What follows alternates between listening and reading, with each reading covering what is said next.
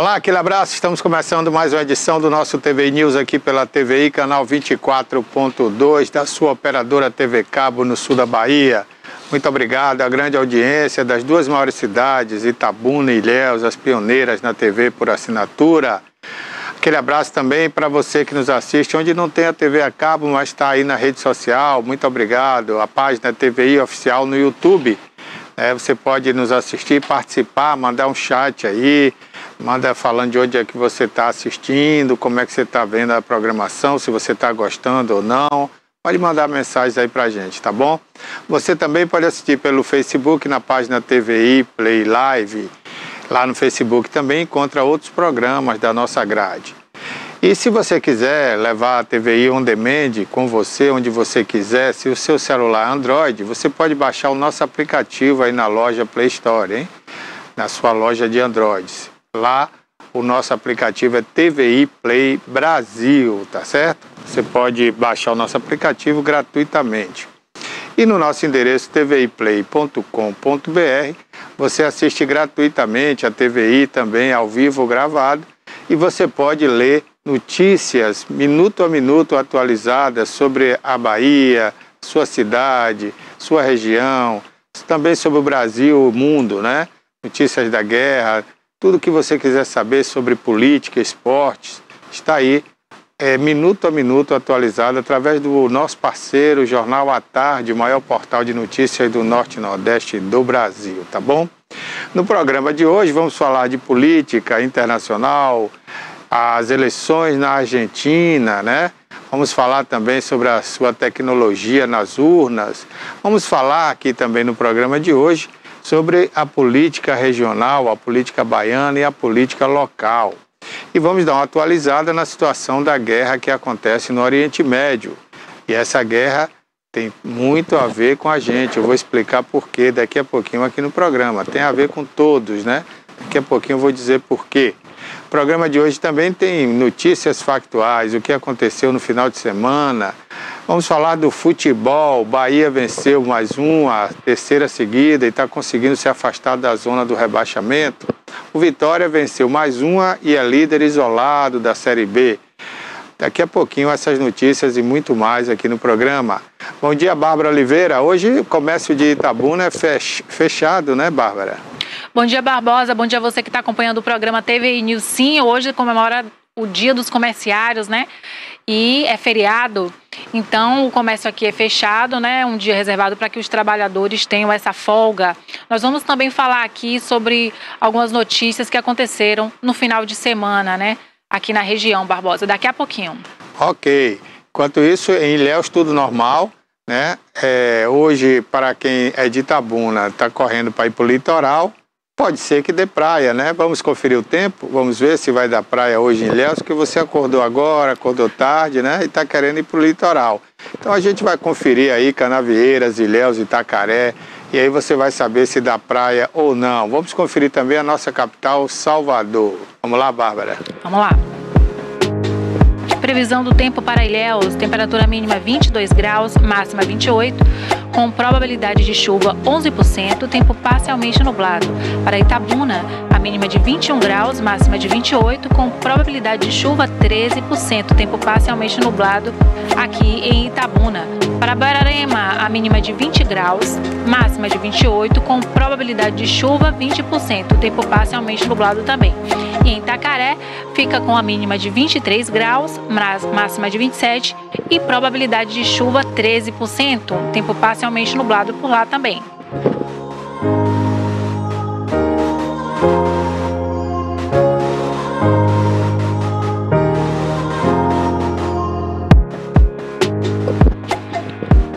Itajuípe, a mínima de 21 graus, máxima de 28, probabilidade de chuva 14%, tempo parcialmente nublado. Em Bicaraí, o tempo chuvoso, com temperatura mínima de 20 graus, máxima de 28, probabilidade de chuva 15%. E em Canavieiras, a mínima fica em 22 graus, máxima 27, com probabilidade de chuva 6%, tempo parcialmente nublado por lá.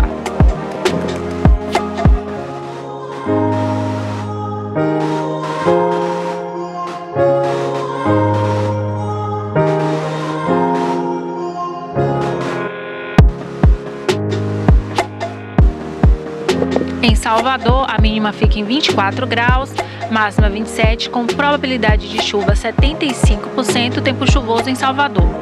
Em Porto Seguro, a mínima de 20 graus, máxima de 27, probabilidade de chuva 3%, tempo parcialmente nublado por lá.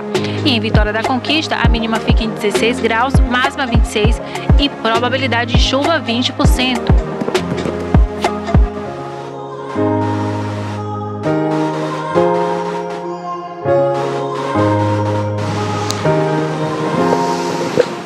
É isso aí. Nesse momento em Itabuna o tempo é chuvoso, né? E vai permanecer assim durante todo o dia, parcialmente nublado a nublado.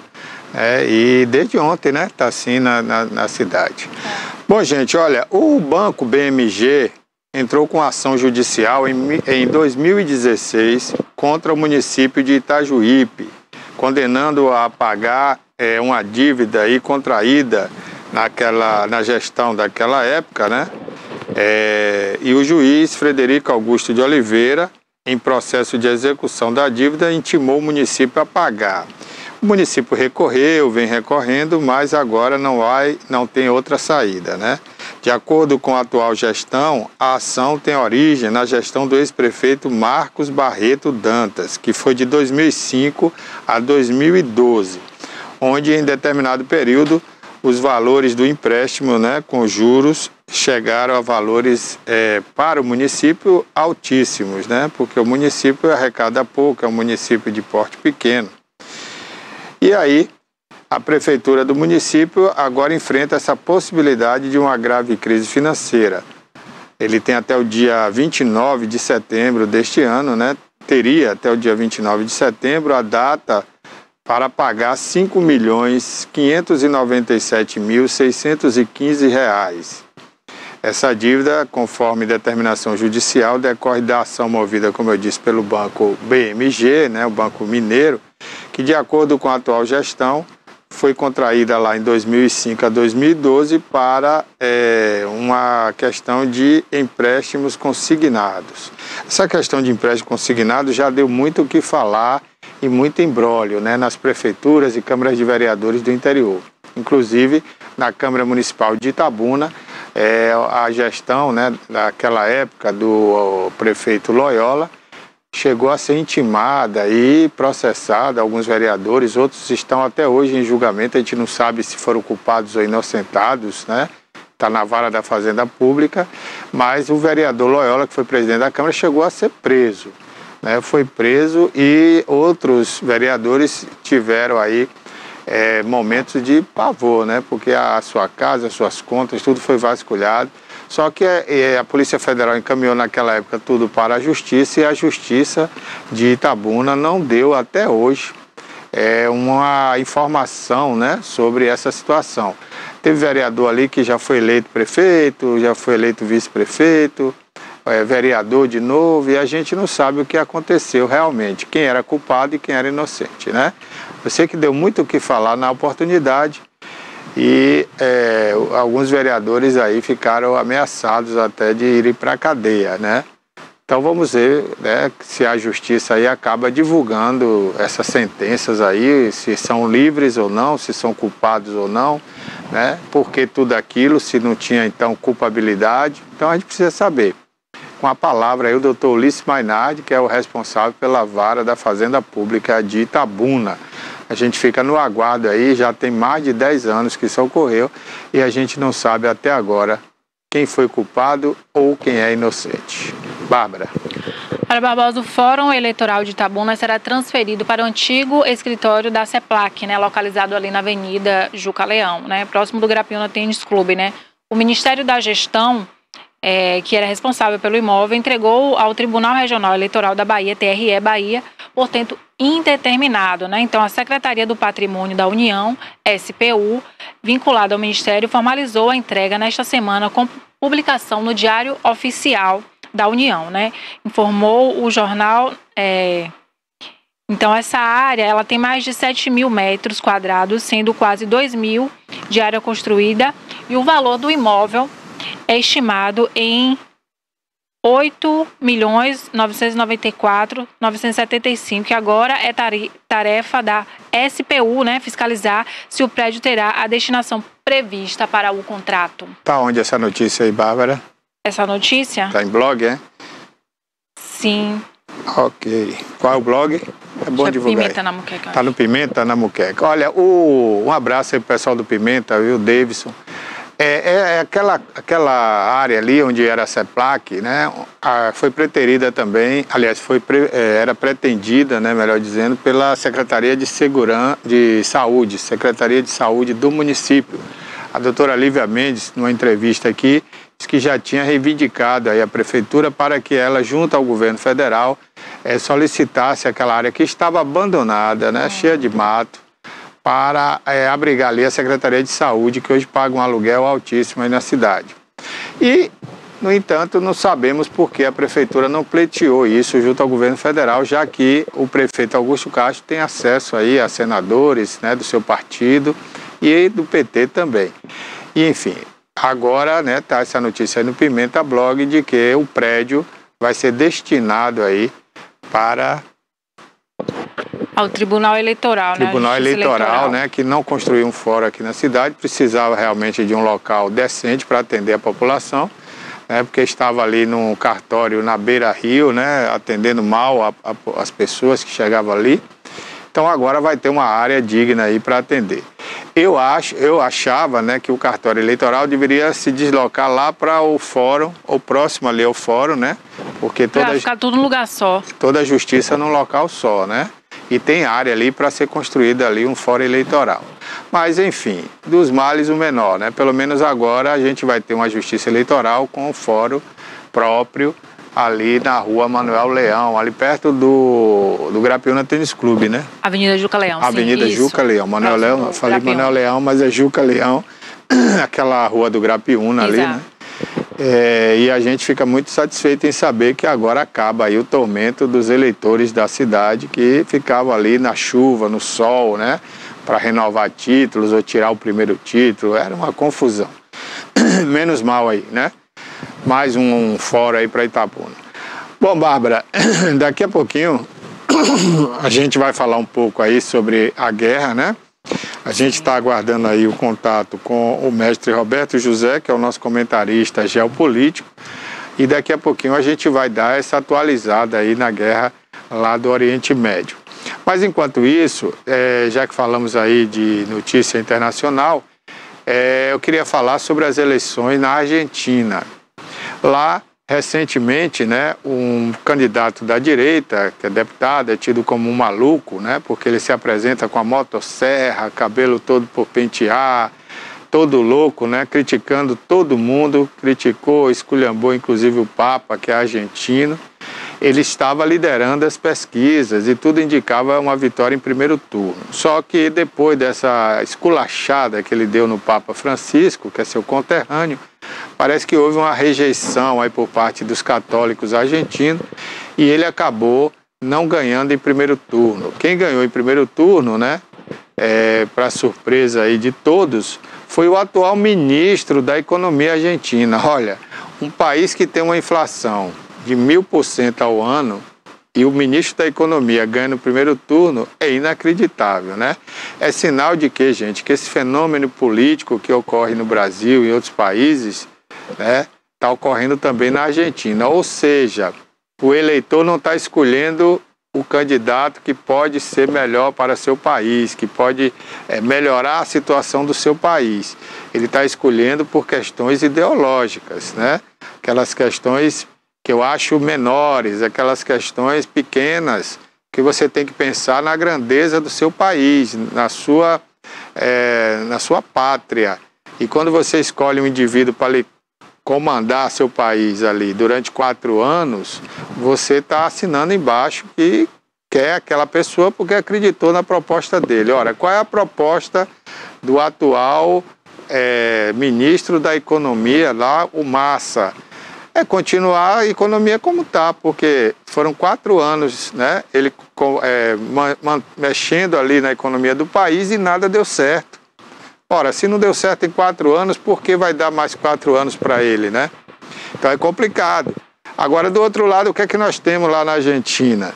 Um louco, um cara louco, extrema-direita, né, que inclusive levou aí o filho do Bolsonaro para falar lá antes das eleições, em nome dos deputados da direita do Brasil. E o Bolsonaro lá, o Eduardo, né, quando foi falar sobre as questões aí de armamento numa emissora de televisão, foi até tirado do ar.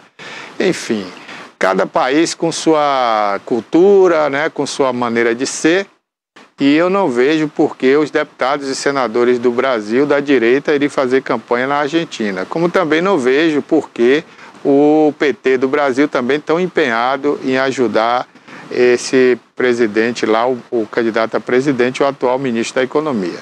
Né? Logo o PT do Brasil, né, que diz que não deve se meter na soberania dos outros partidos, cada um dos outros países, né?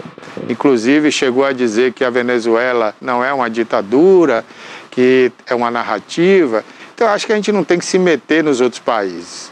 Ora, se o Brasil precisa da Argentina na economia, a Argentina precisa muito mais do Brasil. Porque se vocês não sabem, nós compramos produtos manufaturados na Argentina, de carro a enceradeira a alimentos. Então a Argentina precisa muito mais do Brasil. Quem tem que se movimentar para melhorar a economia é a Argentina, e não o Brasil ficar correndo atrás por questões ideológicas, né, de ajudar políticos argentinos. Tem que deixar a soberania de cada país lá. Eu acho que nem o pessoal da direita deveria se meter lá e nem o pessoal da esquerda aqui do Brasil. Inclusive, a gente teve aí, né, o Menem, que é o maluco, né, o cara da Serra Elétrica, que é um deputado lá da Argentina, ficando em segundo lugar. Ele deveria ganhar em primeiro turno, acabou ficando em segundo e vai para o segundo turno com Massa. E aí vai ficar polarizado, extrema direita e extrema esquerda. E olha, a Argentina admira tanto o Brasil que as suas urnas são altamente tecnológicas. Uma caixa de papelão. Você vê, né? As nossas urnas são tão seguras, são exemplos para o mundo inteiro, mas ninguém quer copiar. Tá aí as imagens da eleição aí, né, da Argentina, e você vê a alta tecnologia na votação. Uma urna de papelão está ali em cima da mesa. É uma caixa onde você preenche um voto no papel. É manual, Barbosa? E coloca dentro da caixa. Não é alta tecnologia? Altíssima tecnologia. Acho que o Brasil deveria avançar, né? E adotar essa tecnologia aí. Eu até gostaria de saber, né? Porque as urnas do Brasil são tão boas e ninguém quer seguir. Só tem, acho que 3 ou 4 países no mundo que usam esse modelo de urna que a gente usa aqui no Brasil. Mas, enfim, o dia ontem foi muito movimentado na Argentina, e esse aí, o Massa, né, que segue aí o peronismo, acabou ficando em primeiro lugar. E esse aí é o louco, né, é o que anda com a Serra Elétrica, é o extrema direita. Ele disse que vai acabar com o Banco Central se ele ganhar, vai adotar o dólar na economia argentina, né? Olha como é o comício dele aí, ó. Diferente, no mínimo explosivo, né? No mínimo explosivo. Olha o cabelo dele, tá sempre por pentear, né? É polêmico ele. É o louco. É o louco, devia ser chamado, né? E é o Milei, que tá ali a marca dele, Javier Milei, né? Com a juba do leão ali. E as propostas dele são loucas, viu? Eu pagaria para ver como é que ia funcionar um país sem seu banco central, sem sua moeda própria, né? Como é que ia funcionar essa economia na Argentina. Então tem muito eleitor aí pagando para ver. Mas por outro lado, você não tem muita opção. Na esquerda você tem também um cara que ficou 4 anos e não resolveu a questão da moeda. Olha aí, ó. Olha o Mickey segurando o dólar ali. E tem a foto dele no dólar, impressa no dólar. Agora, a gente fica curioso, né? Eu entendo pouco de economia, mas eu fico curioso de saber como é que ele faria para transformar o dinheiro argentino, né, o peso argentino, em dólar. Porque o dólar, ninguém vai imprimir dólar e dar à Argentina. A Argentina vai ter que comprar esses dólares para circular dentro da Argentina, né? Então, como é que seria? E onde fica a soberania da Argentina se perder seu Banco Central e adotar o dólar, né? Porque ele adotando o dólar, Bárbara, o Banco Central americano é que vai controlar a economia da Argentina. Porque aonde tem a moeda americana, ela está submetida, né, ao Banco Central americano.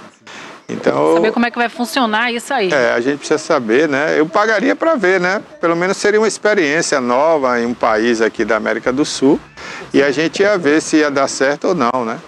Porque pior do que o que está lá também não vai ficar, né? Porque a inflação que você compra hoje um pãozinho por, sei lá, 10 cents, amanhã é 20, depois é 30 e nunca para de subir.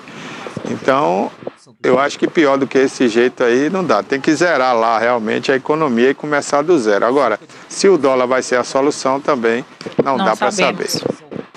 Então vamos aguardar aí, dia 29, nós vamos ter o segundo turno, né, das eleições, 29 de novembro, né? Vamos ter o segundo turno das eleições lá na Argentina. E vamos ver quem vai levar melhor aí. Se esse candidato aí do peronismo, né, que até se afastou do peronismo e tal, né, para dar uma disfarçada aí no final dessa campanha, no primeiro turno. E esse aí, o Javier Milei, que é o louco. É o louco. O corte de cabelo lembra um pouco de Elvis Presley, né? É bem diferente. Não sei se é Elvis Presley ou algum outro personagem aí que americano. Ele se inspirou. Né?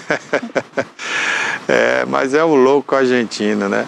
Vamos ver o que vai ser da Argentina, gente, daqui para frente. Ok. Bom, daqui a pouquinho a gente vai falar mais sobre política internacional, vamos falar da guerra aí, né? Lá no Oriente Médio, como é que está a situação. A única novidade, né, que está tendo aí lá em Israel agora não é só mais a briga com o Hamas, né, que é aquele grupo terrorista que fica lá em Gaza. Agora já tem também o Hezbollah se manifestando ali na fronteira da Líbia com Israel, né? Daqui a pouco a gente vai falar mais sobre isso aí e vamos dar uma atualizada nessa situação. Lembrando que um fato que está acontecendo não só lá, mas no mundo inteiro, em vários países, são grupos extremistas ligados ao Hamas, né? Se manifestando, atacando judeus. A gente vai comentar também sobre essa situação. Mas vai participar do programa hoje, né, o mestre Roberto José com a gente, que é um expert aí no assunto, ele que é o nosso comentarista geopolítico. Ô Bárbara, vamos dar uma conferida nas cotações, né? Vamos sim. Vamos conferir como é que fica a cotação hoje do boi, do cacau, do café. Vamos dar uma conferida aí. Vamos. O arroba do cacau em Itabuna, R$ 270. Em Ilhéus, R$ 270. Bolsa de Nova York, R$ 263,59. Camacan, R$ 270. Eunápolis, R$ 270.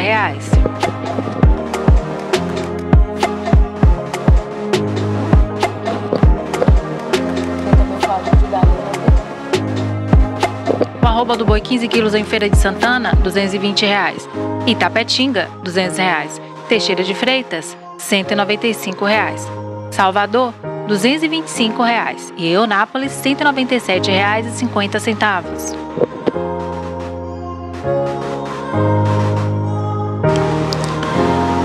Quando você fala, Café Arábica saca 60 quilos em Barreiras, R$ 780. Vitória da Conquista, R$ 740. Bolsa de Nova York, convertida em real, R$ 753,55. Luiz Eduardo Magalhães, R$ 795. Café Conilon saca 60 quilos em Eunápolis, R$ 615. E Colatina, R$ 640.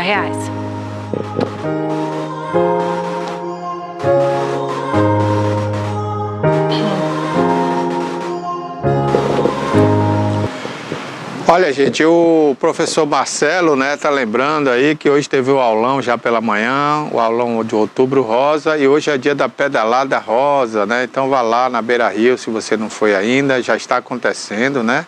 Já deve estar perto de acabar. Então vá lá participar dessa atividade na Avenida Aziz Maron, não é isso, Bárbara? Sim. Ok. Bom, por falar, né, no aulão rosa, hoje na pedalada, vamos ter a pedalada também do Novembro Azul, hein? No próximo dia 5 de novembro, está bem pertinho também, né? É promovido aí pelo mutirão contra o diabetes, né? promovido pelo professor, o professor e oftalmologista, né, Rafael Andrade, que esteve aqui no programa recentemente. Olha, na última sexta-feira estiveram em Itabuna lideranças do PSD, partido do senador Otto Alencar, que esteve na cidade, juntamente com o Paulo Magalhães, que é deputado também do mesmo partido, né, o partido do prefeito Augusto Castro, que fez lá a recepção para as autoridades, né, de Brasília, que estiveram aí para prestigiar mais uma vez um evento do partido. O evento foi realizado na Câmara de Vereadores, que ainda está em reforma, e lá foi feito o dia da filiação para novos filiados, né, que queiram aderir aí à política do PSD, que está chegando aí, né, o ano político, o ano que vai ter eleições para prefeitos e vereadores, e os partidos estão se mobilizando para aderir, né, aumentar, aliás, o seu número de filiados. E foi feito esse evento com o partido do prefeito Augusto Castro, prefeito que está precisando melhorar sua performance, né, junto ao eleitorado. Inclusive, segundo notícias de bastidores, os caciques do partido não estão gostando do desempenho político do prefeito, que anda aí com a rejeição muito alta, né, nas pesquisas que estão sendo realizadas nos bastidores. E o prefeito precisa melhorar isso. Agora, como melhorar, né? Aí alguns falam, mas o prefeito está até trabalhando, já está fazendo aí a melhoria de alguns bairros, mas a sua comunicação está muito ruim. Por exemplo, eu não vi nada sobre isso, você viu? Quais são os bairros que ele está trabalhando? Eu não sei. Então a comunicação precisa trabalhar, precisa mostrar serviço, precisa fazer com que as pessoas de várias classes, seja ela A, B, C, D ou E, saberem, né, o que é que o prefeito está fazendo naquela cidade, naquela localidade.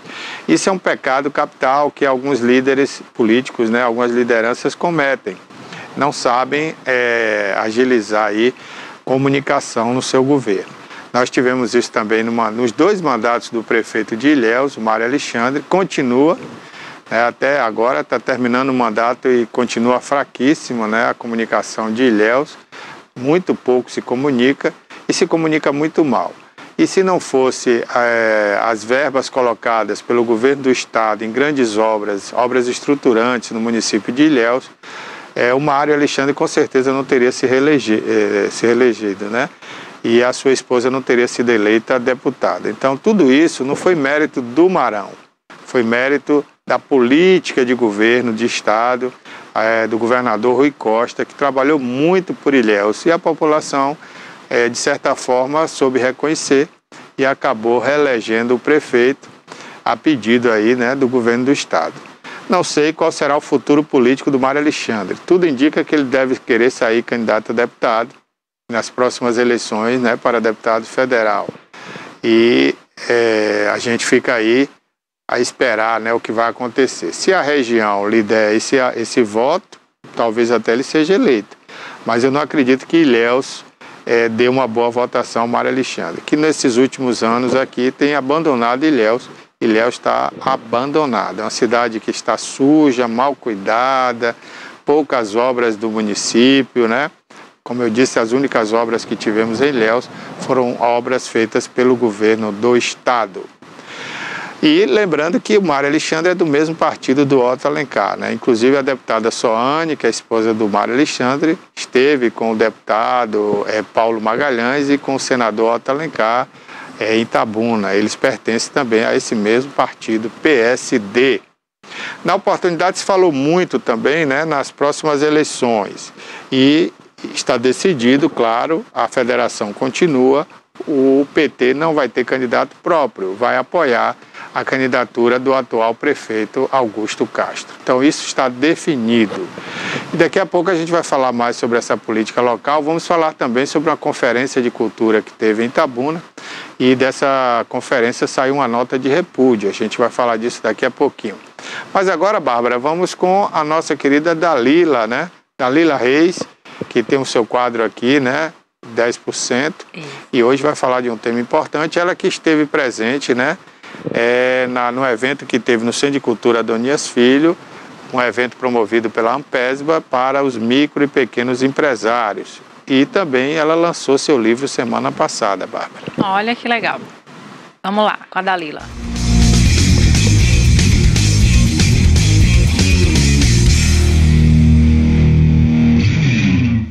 Bem-vindo ao seu programa Os 10%, e eu estou aqui hoje para falar sobre códigos, tá? Códigos da prosperidade, da riqueza, que nada mais, nada menos é que mentalidade e comportamento.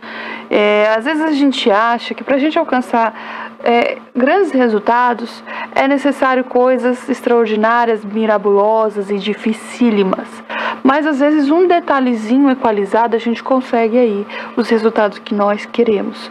Então eu quero te passar aqui, tá, códigos de pessoas com quem eu estudei, pessoas realmente de grande sucesso, que é somada até em milhões, tá?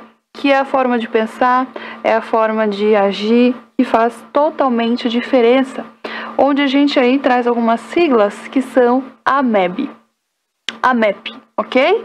Então a gente vai seguir essas siglas que são os códigos da prosperidade, o código das realizações, sejam elas quais forem, tá? Tanto no âmbito profissional como no quesito pessoal, primeiramente, tá bom? Então, a gente não tem aquilo que a gente quer. Você tem aquilo que você é, tá? Primeiro insight aí. Você só consegue materializar aquilo que você é em essência. O que você é um conjunto de sentimentos e pensamentos. Então, quando a gente equaliza, tá? A gente traz a congruência do que é pensamento, sentimento e atitudes, a gente aí consegue chegar na frequência da prosperidade, ok? E um padrão comportamental que nos traz aí esses resultados positivos, o primeiro quesito é a questão da autoconfiança. Quando a pessoa não confia nela, ela se desvaloriza quando ela não sabe quem de fato ela é.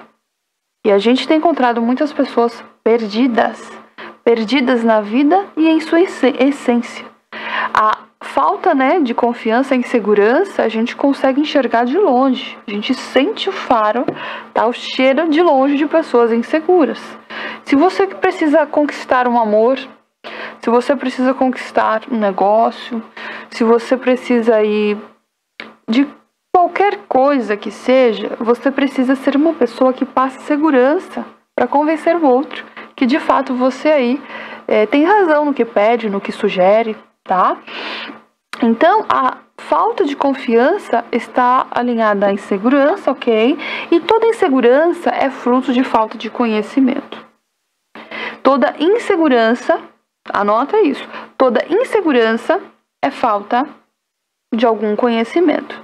Nem que seja esse conhecimento sobre você mesmo, quem você é, ou conhecimento de algum ofício aí que você precisa desempenhar e não saiba. Então, se você é uma pessoa insegura, você está desalinhada para a realização de qualquer objetivo que você tenha. A autossegurança é um dos quesitos mais importantes para que a gente consiga realizar, tá? Então, se você é uma pessoa que é insegura, você precisa se conhecer melhor enquanto ser humano, enquanto homem, enquanto mulher, conhecer a tua essência e aquilo que te faz singular, tá bom?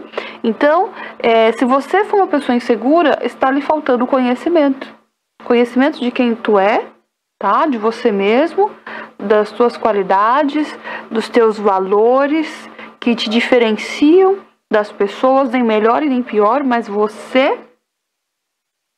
E ponto. O grau comparativo tem crescido muito com as questões tecnológicas da internet. E hoje está todo mundo se comparando com o outro. E isso é algo um pouco prejudicial, um tanto prejudicial, eu posso dizer que muito prejudicial. Muitos não têm a maturidade e se comparam à exaustão ao outro, achando que o outro é mais bonito, que o outro é mais inteligente, que o outro é mais rico, que o outro é mais feliz. E não, o que tu vê muitas das vezes na internet, o que você vê na internet muitas das vezes é uma parte daquilo que de fato é verdade.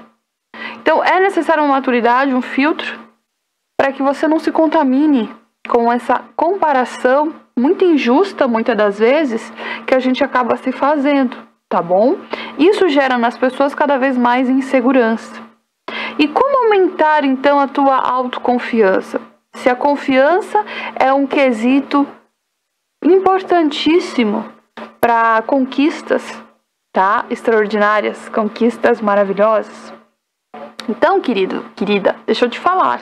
Como é que você eleva a tua confiança? Você conhecendo você, se amando. Com todos os ônus e bônus que você já passou na vida, você entendendo que você é você. Você se amar, tá? Muitas pessoas inseguras, gente. Baixa estima. E tudo isso é como você se olha. É como você enxerga as lutas da sua vida. E como você enxerga até mesmo o momento que você está. Eu gosto muito de mim, sabe? Porque eu gosto do meu coração. Eu gosto demais do meu coração. No sentido de quem eu sou, sabe?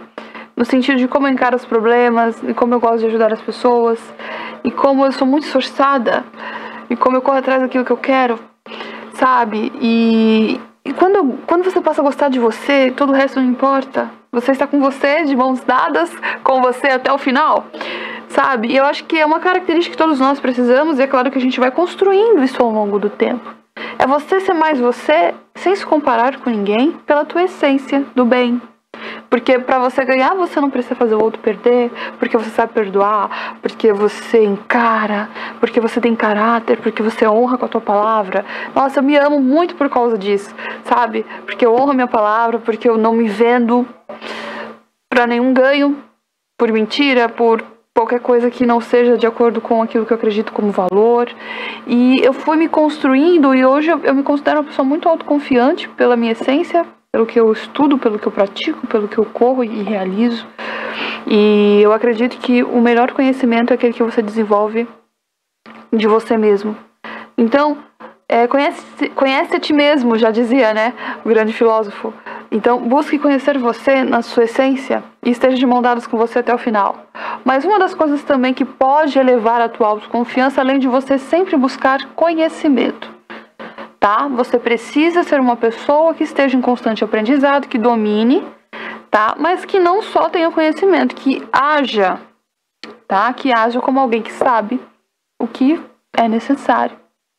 Mas uma coisa que vai aumentar o teu grau de autoconfiança é você aí lembrar de como as pessoas elogiam pelo aquilo que tu faz, de como as pessoas gostam de você, tá? Do bem que você oferece para o mundo. Como elevar a minha autoconfiança? É ver o quanto que as pessoas falam que você contribui com elas. O quanto que elas gostam de te ouvir. O quanto que elas gostam de algo que você faça. Nem que seja uma pessoa mais íntima, né? Mas busque aí subterfúgios para aumentar a tua confiança, lembrando de cada abraço que você já recebeu, de cada elogio que você já recebeu, naquilo que tu faz muito bem. A nossa mente, ela está o tempo todo tentando nos proteger, né? E aí muitas das vezes ela quer nos proteger, não nos deixando avançar, e aí nos dando esse bloqueio. Será que eu sou capaz mesmo? Será? E aí eu quero que você lembre de tudo que você já superou até agora.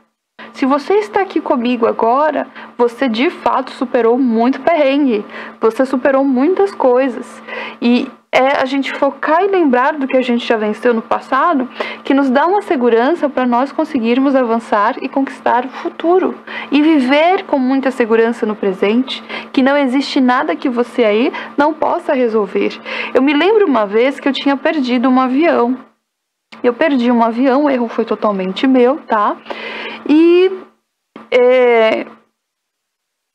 eu tinha que pagar uma outra passagem, eu precisava retornar para o meu destino no mesmo dia. Eu não podia, de fato, de maneira nenhuma, continuar onde eu estava e precisava retornar. E eu lembro que um outro rapaz também tinha perdido o avião, e ele ficou lá batendo, brigando com umas moças, né, que nos atendem no check-in e tal. E eu fiquei pensando, preciso aprender com essa situação. E eu cheguei na moça, né, meu avião tinha acabado de sair, e ela falou pra mim que a próxima passagem, né, 40 minutos seria R$3.000, e que eu passasse o cartão, que eu comprasse num aplicativo, enfim. E aí eu sempre aprendi que a gente precisa primeiro tentar resolver de todas as maneiras coisas para depois nós, de fato, né, bater o martelo. Se a gente foi bem sucedido ou não. E eu lembro que eu falei pra ela que, querida, de fato, eu não posso pagar 3 mil reais e eu preciso que você me ajude. E eu lembro que eu conversei com ela, assim, muito de mulher para mulher, pedi pra ela olhar pra mim e falei ali que não era possível e falei que nas mãos dela estava o meu destino, o meu futuro, né? E eu sei que se ela quisesse me ajudar, ela poderia me ajudar. Eu sei que ela estava seguindo os protocolos da empresa e ela, né, precisava de fato fazer isso, mas assim, eu fui muito no inconsciente, no coração, de ser humano para ser humano, né, vendo se ela não poderia me ajudar, porque eu falei, não posso pagar nenhuma outra passagem, eu sei que o erro foi meu e eu sei que você está fazendo o seu trabalho, mas imagina aí que você está salvando uma vida nesse dia, você está fazendo bem. Eu descrevi algumas coisas para elas ali, né? Eu falei algumas coisas que deu muito certo. Ela falou, você vai sentar e esperar que eu vou conversar com o gerente. E aí eu fiquei sentada e falei, eu vou ter que aprender com isso. E de fato, ela voltou depois de uns 15 minutos com uma passagem, tá? E em 40 minutos eu estava embarcando para o meu destino sem pagar absolutamente nada. E eu aprendi naquele dia que de fato eu precisava ser mais pontual, que eu precisava ter mais atenção e que de fato, quando a gente comunica da forma correta, de coração, genuinamente, a gente consegue reverter todo e qualquer problema e a gente consegue um avião do 0800. E aí eu passei por uma situação recentemente onde não dependia muito de mim, mas eu dependia de pessoas que me dessem um aval. Vai, Dalila, tudo bem, né? E aí eu falei, gente, se eu conseguir um avião, por que eu não posso conseguir uma outra coisa, né? E eu lembro que essa história de eu conseguir uma outra passagem com o recurso da comunicação assertiva, eu poderia também conseguir realizar uma outra situação, né? E um outro veículo, posso dizer assim, marítimo, né, se eu conseguisse me comunicar e tomar uma atitude correta. E aí isso me deu muita autoconfiança para chegar, fazer o que eu precisava e receber o sim que eu estava tanto buscando. Então, uma das formas de você aumentar a tua confiança é você lembrar de tudo que você já superou lá atrás, do que você conseguiu contornar, do como as pessoas são gratas pela tua contribuição na vida delas. Isso vai fazer você uma pessoa autoconfiante, vai te erguer de tamanho de 3 metros de altura e tu vai conseguir realizar o que você deseja. Então, se você quer ser uma pessoa próspera, em todos os sentidos, seja uma pessoa autoconfiante. Fale com segurança, confie em você, confie em Deus, primeiramente, tá? E busque genuinamente fazer o que você faz com verdade. Quando você faz com verdade, a autoconfiança vem, tá bom? Um outro quesito importante é a mentalidade de abundância. Se você aí quer ser uma pessoa próspera, rica, você precisa ter uma mente rica. Uma mente, um sentimento, um comportamento de pessoas abundantes. E o que acontece? Riqueza, tá? São muitas coisas. Me desculpem aqui. A riqueza, ela é muito abrangente. Riqueza não é só algumas somas de dinheiros, de dígitos. O dinheiro é uma pequena fatia de toda uma pizza da riqueza. Riqueza, de fato, é você ter muita saúde, é você ser uma pessoa grata, é você ser uma pessoa do bem, é ter pessoas com quem você, de fato, pode contar. Ser rico é ser amado e amar também, sabe? Ser rico é ser uma pessoa que tem um conhecimento muito profundo com Deus, em Deus, tá? De quem Ele é. Ser rico é sorrir. Ser rico também é ter dinheiro. Ser rico é ser autoconfiante, é servir, é dar mais do que receber. E para você chegar nesse caminho da prosperidade, você precisa primeiro pensar como uma pessoa próspera, uma pessoa rica. Porque tudo começa e termina na nossa mentalidade. Mentalidade é a forma como você enxerga o mundo. Então tem muitas pessoas que têm uma mentalidade de abundância, querem abundância, mas não têm a mentalidade de abundância. E ter a mentalidade de abundância é o X da questão para você entrar na frequência. Por exemplo, Não tem como eu falar agora para vocês aqui todas, né, as questões científicas e tal, mas existe a física quântica que mostra que existe um campo quântico onde fazem com que as coisas fluam, aconteçam. Tudo é energia, tudo é feito de átomo, a gente pode dizer assim, cientificamente falando, tá? A gente não consegue enxergar a internet, mas nós conseguimos usá-la, perfeito? Você não consegue ver aqui o som da minha voz saindo, mas você está me ouvindo. Então existe um campo, uma frequência, tá? Enérgica, eu posso dizer assim, que a gente não consegue ver, tá? Mas que regem toda uma situação em todas as nossas vidas. E o que é a abundância? A abundância faz parte da prosperidade. Como eu posso me sentir uma pessoa abundante se eu não tenho a riqueza, se eu não tenho o amor, se eu não tenho aquilo que eu desejo? Como ter essa mentalidade? Porque de fato, primeiro nós somos, para depois nós termos. Você não tem o que quer, você tem aquilo que você é. Então, antes de você querer amor, seja você amor. Antes de você querer ter dinheiro, seja rico. E como é isso? É no ser, é no pensar, é no fazer, é no sentir. A Bíblia fala assim, em tudo dai graças. Como é que eu posso dar graças? Né? Uma pessoa pode falar, como é que eu posso dar graças a Deus se eu não tenho, se cortaram minha luz, um exemplo? Como você pode dar graças por isso? A abundância vem da gratidão. E a gratidão é o sentimento de falar como eu sou abundante. Porque enquanto cortaram a minha luz, um exemplo, tá? Você tem que comer. Isso é muita abundância. Enquanto alguém está debaixo de uma ponte, você tem onde dormir. Isso é muita abundância.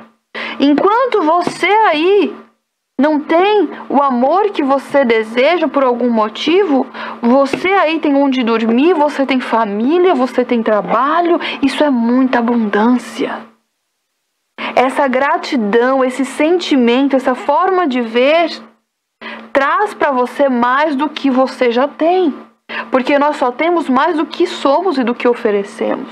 A mentalidade de abundância é entender que nos pequenos detalhes nós somos agraciados pelo mundo. E que se nós formos compararmos com outras pessoas, talvez tenha alguém que esteja mais desfavorecido que nós. Então é muita abundância ser amado. É muita abundância ter só aquilo para comer, mas é o que você tem, enquanto muitos não têm nada para comer. A mentalidade de abundância é você servir, é você sempre ter uma palavra, é você ter gratidão, porque você hoje pode estar numa situação desfavorável, mas você tem muito mais do que aquele pontinho preto em que você está olhando. Mentalidade de abundância é você escolher os bons pensamentos ao invés dos maus. O ser humano ele tende a olhar para tudo que é negativo e não elevar e não multiplicar aquilo que é positivo. Para você chegar aonde você deseja, você precisa cultivar bons pensamentos. A ciência comprova que o que acontece? Produtividade não é você fazer várias coisas ao mesmo tempo. Porque a ciência já mostra que é impossível uma pessoa fazer duas coisas com excelência. É impossível uma pessoa fazer duas coisas com excelência na mesma hora. Então, ou você faz uma coisa muito bem feita, tá? E depois você faz a outra, ou você vai fazer as duas, mas vai fazer de forma meia boca, a gente pode dizer assim. Então, se você quer excelência, foque primeiro em fazer uma coisa bem feita e depois a outra. É a mesma coisa os pensamentos. Os pensamentos não conseguem estar com pensamentos de abundância, de gratidão e ao mesmo tempo pensamentos que emanam tristeza, escassez e miséria, ingratidão, raiva, vingança, ódio. Essas coisas vibram para a escassez, para o medíocre. Então, você precisa alimentar os teus pensamentos na gratidão. Você precisa entender o que acontece cientificamente falando, para a gente fechar essa questão da mentalidade. Os nossos pensamentos, a gente já está cansado de saber que são poderosos, tá? São poderosos os nossos pensamentos. Porém, ele só tem assim, ó, o nosso cérebro, vamos aqui, deixa eu ser mais didática. O nosso cérebro, ele produz ondas elétricas. Não é à toa que a gente faz exames aí do cérebro e são eletro e um monte de coisa, os nomes dos exames. Então, o nosso cérebro, ele produz ondas elétricas, tá? O Instituto, lá dos Estados Unidos, na Califórnia, se eu não me engano, que estuda a matemática do coração, consegue evidenciar que o nosso coração, os nossos sentimentos são muito mais magnéticos do que os pensamentos. Ou seja, os nossos pensamentos produzem 5% de uma realidade. 5%. Tá? Tecnicamente falando, para vocês, pode ser muito mais. E o nosso coração, os nossos sentimentos produzem ondas magnéticas que totalizem 95% das nossas realidades. Então, para nós criarmos a realidade que nós queremos, não é só pensar positivo. Não é só pensar que você é, mas de fato sentir. O X da questão está em você sentir a gratidão. Sentir a abundância naquilo que tu come, onde você dorme, naquilo que tu aprendeu, naquilo que tu faz. O sentimento, ele é magnético. Pensamento, eletro. O sentimento, magnético. Então, o sentimento, ele tem um poder maior de atrair para você aquilo que você quer. Então, você está criando a sua realidade não é quando você está pensando positivo, mas sim quando você está sentindo de fato o que você diz sentir. Se você diz que é grato, você tem que sentir a gratidão, se comportar como alguém grato. Se você passar 5 minutos sendo positivo, mas o resto do dia, 23 horas e 55 minutos, passar na raiva, na escassez, na preocupação exagerada e outros comportamentos negativos, você vai atrair mais disso para você. Então, mentalidade de abundância é entender que tudo coopera para você, que você é uma pessoa agraciada, que você tem motivos para agradecer, que você já nasceu rico, você nasceu enxergando, você nasceu falando, você nasceu com pessoas que te amam, e ainda que isso não tenha acontecido, existe muitas outras coisas com que você pode ser grato ou grata. Nós já nascemos com a mentalidade da abundância. Porém, os traumas da vida, as nossas experiências foram tirando de nós esse DNA de abundância, de ser plenos em tudo que desenvolvemos e somos. Então, se você quer ser uma pessoa próspera, tenha a mentalidade de abundância, a mentalidade de excelência, entendeu? Fazer com que você entenda que você precisa gerar a frequência certa. E a frequência certa é pensamento positivo, mas sentimento positivo, independente das circunstâncias, e ações congruentes com aquilo que você deseja, ok? Terceiro passo aqui, a gente já está finalizando, tá bom? É você aí não ter a mentalidade de escassez. Você precisa deixar a mentalidade de escassez. E a mentalidade de escassez é aquela mentalidade que nos sabota em dizer que nós não podemos ter tudo o que quisermos. É em dizer pra gente que ou você tem que escolher ser bonito ou ser saudável. Ou você escolhe ter um bom casamento ou ser rico. Isso é mentalidade de escassez. É fazer você escolher algo, porque você não pode ter tudo. E isso é uma grande mentira. Você pode ter tudo o que você desejar em todas as áreas da sua vida. E a mentalidade escassa, ela vai achar que para o outro ganhar, ela tem que perder. E para ela ganhar, ela tem que fazer o outro perder. E olha aqui para mim. Você acredita mesmo que no mundo com 8 bilhões de pessoas, esse mundo gigante, que não foi todo desbravado, não existe lugar para você nesse mundo? Qual a possibilidade que não existe de você realizar o que deseja num mundo tão grande como esse? A vida de fato não é justa, mas olha quantas pessoas improváveis que comiam lixo hoje são outras pessoas e vivem numa outra realidade. Será que você acha mesmo que alguém vai ter que perder para que você ganhe? Se você entender que quando as portas se fecham para você, mesmo você sendo competente, mesmo você fazendo o que era necessário fazer e a porta não abriu para você, você precisa entender que aquela não era a sua porta. E existem zilhões de portas nesse mundo gigante de 8 bilhões de pessoas. E se uma porta não se abriu para você, é porque existe uma outra muito melhor que vai abrir. Se você não se desvalorizar, se você não se amaldiçoar, mas se você entender que se uma porta não foi aberta para você, porque não era a sua porta. Porque o que tu merece é muito mais do que aquilo que você achava que queria. E continuar seguindo e buscando com muita gratidão, e com muita força, e com melhores estratégias. Então pare de achar você que ou você é rico, ou você é bonito, ou você é rico, ou você é bem casado, ou você tem saúde, ou você é bonito, ou não. Você pode ter tudo, sim, se tornar tudo. Se você se tornar tudo. Então tira a tua mentalidade, de achar que as portas estão fechadas para você, ou de que não tem espaço para você. Tem espaço, sim. E vou te dizer mais.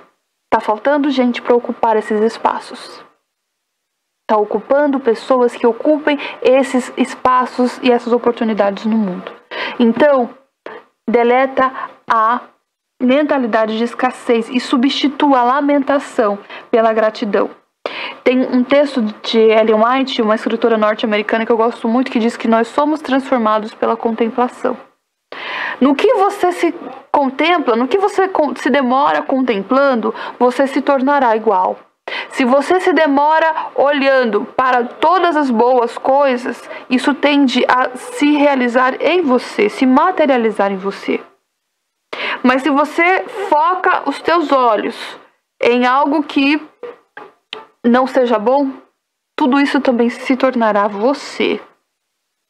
Porque nós somos aquilo que contemplamos. Então contemple o bem, boas referências. Não fica olhando o que não deu certo. Aprenda com o que não deu certo. Mas faça das suas referências aquilo que deu muito certo. E tem dado certo há mais de 2000 anos. Por que não vai dar certo com você? Então, elimine a mentalidade de escassez, mude suas referências e substitua a lamentação pela gratidão. Você pode ter tudo em todas as áreas se você assim pagar o preço e se você assim mentalizar que pode, ok? Por fim, eu quero falar aqui para que você alcance aí a tua vida de abundância, o teu código da riqueza, é você ser protagonista. É você estar aqui e agora. É você ser 100% presente e dar toda a sua energia naquilo que tu está fazendo. Se você não for uma pessoa protagonista, você de fato não vai abundar. Você de fato não vai viver a melhor coisa que tem para você nesse mundo. O protagonismo é você pegar o microfone da sua vida e você ir lá falar. E você ir lá fazer. E você tomar atitude. É você não esperar que alguém abra a porta para você. É você mesmo abrir as portas. É você não esperar o milagre. É você ser o milagre. Protagonismo é tudo sobre o que não acontece com você, mas o como você reage. O mundo é dos protagonistas. Não são dos coitados, dos injustiçados. O mundo é daqueles que passam por cima de toda e qualquer circunstância. Então eu convido você a ser uma pessoa que não espera, mas que faz. Uma pessoa que é protagonista. Uma pessoa que é um milagre. Quando você aí tiver a autoconfiança necessária, quando você acreditar muito em você, quando você se amar como você é e melhorar o que precisa ser melhorado, quando você tiver a mentalidade que entre na frequência da abundância, na frequência das realizações, do amor, da gratidão, daquilo que tu deseja, quando você eliminar a mentalidade de escassez, achando que você é o pobre miserável e que você é um coitado, injustiçado, e que não existe espaço para você no mundo, quando você aí ser protagonista, quando você seguir essa tríade, de fato você vai contar para as pessoas: gente, é verdade. Tudo isso é verdade, estou experimentando na minha vida. Então eu quero convidar você a também viver os passos de se tornar. Você não é o que você quer. Você tem tudo o que você é. Então, seja a gratidão, seja o amor, pense como rico. Você pode não ter 1 milhão na conta, você pode ter R$1 na conta. Você pode não ter todo o amor do mundo. Seja o amor. Você quer amor? Não busque amor, seja você o amor. Você quer riqueza? Seja você abundante. Dê tudo que você tem, né, positivamente para as pessoas. Ensine, ame, agradeça, nem que seja por um copo de água. Quando você seguir esse modelo, esse padrão de vida, de comportamento e de pensamento, é impossível você não alcançar aí a prosperidade, a abundância e, mais que isso, a felicidade. É felicidade. E como é que a gente pode ser feliz? Sendo grato por todos os ônus e bônus. Esse foi o nosso programa de hoje. Até o próximo Insight.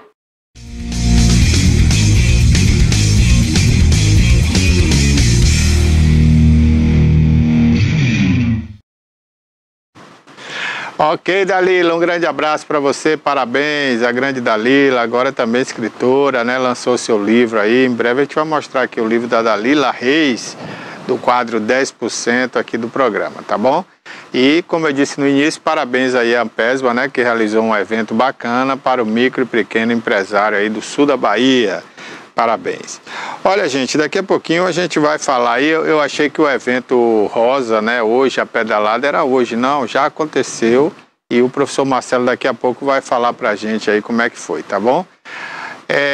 Tem alguém online aí, Cássio? Não. Não, né? Por enquanto não, né?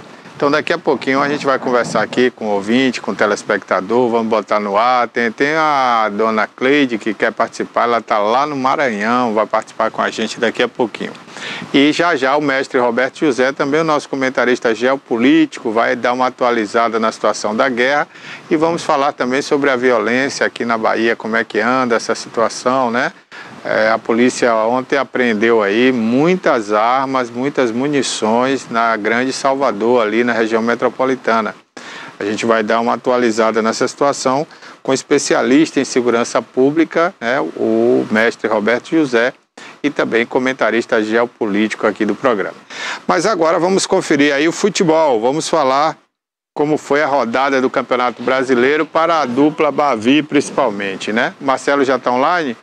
Bom dia, Marcelo, prazer ter você aqui com a gente. Marcelo, que é do projeto Bem Viver, né, que faz aí a pedalada azul. E ontem, eu achei que era hoje, Marcelo, mas foi ontem aí o evento das mulheres, né?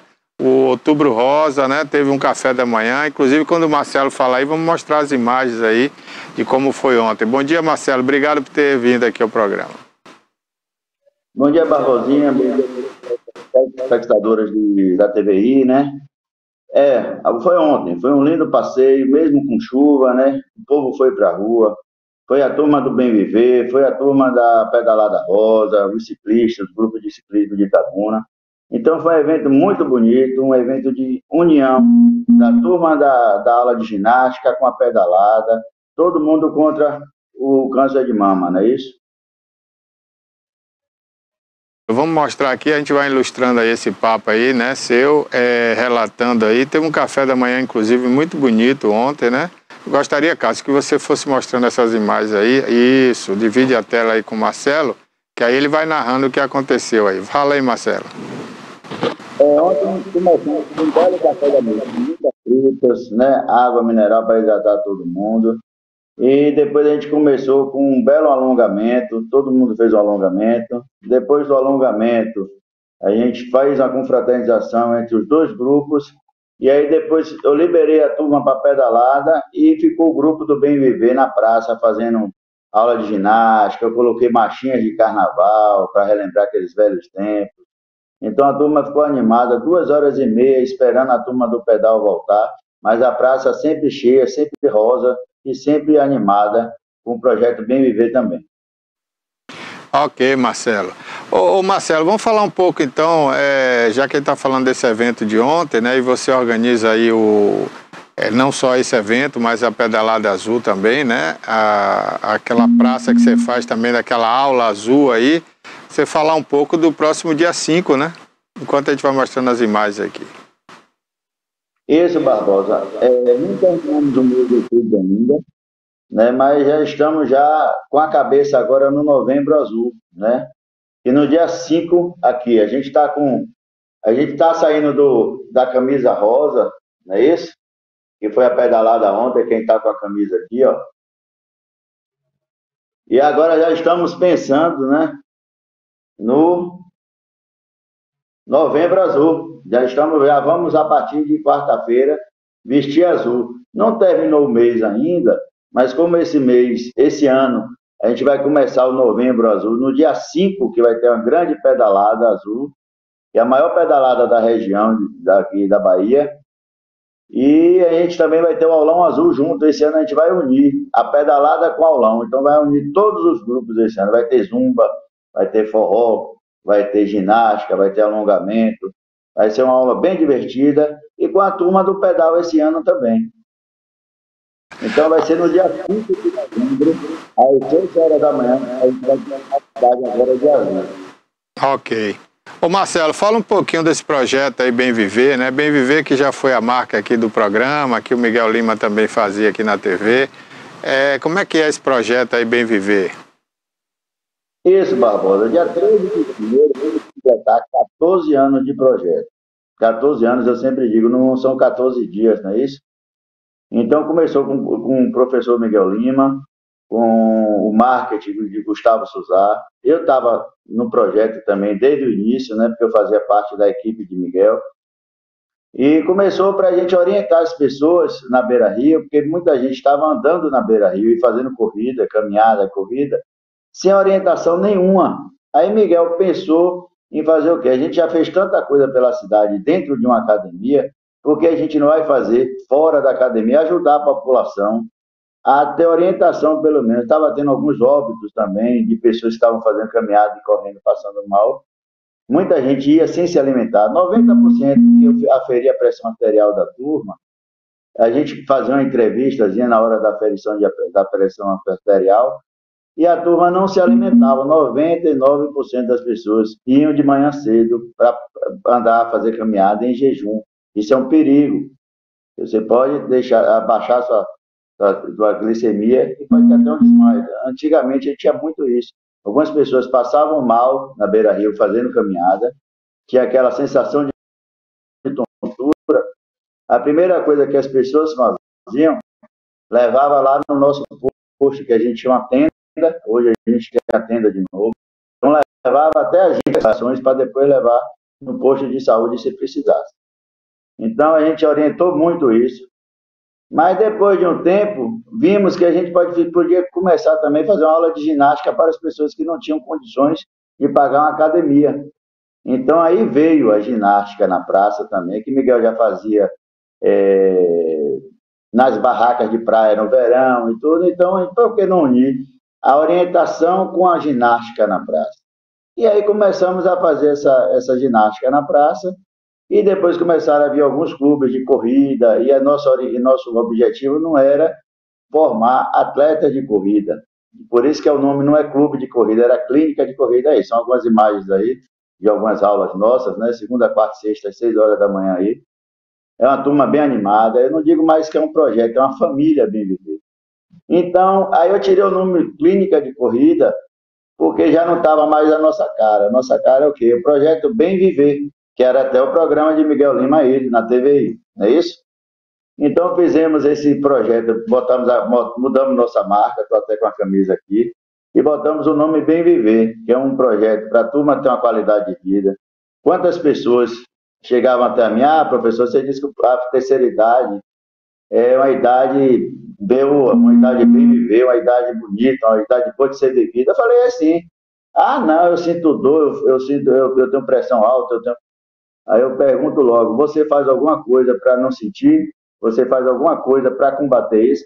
Ah, não, eu não faço atividade física, eu não me alimento bem. Falei, então mude seus hábitos. Se você mudar seus hábitos, fizer uma atividade física com a gente, pelo menos nesse projeto, ou fazer alguma que você goste, mudar sua alimentação, sair de casa, tomar um sol, se divertir, você vai ver que a terceira idade é a melhor idade que você tem. Porque você já tem experiência, se tiver qualidade de vida, você vai embora. Entendeu, Barbosa? Parabéns, Marcelo, né, professor de atividade física.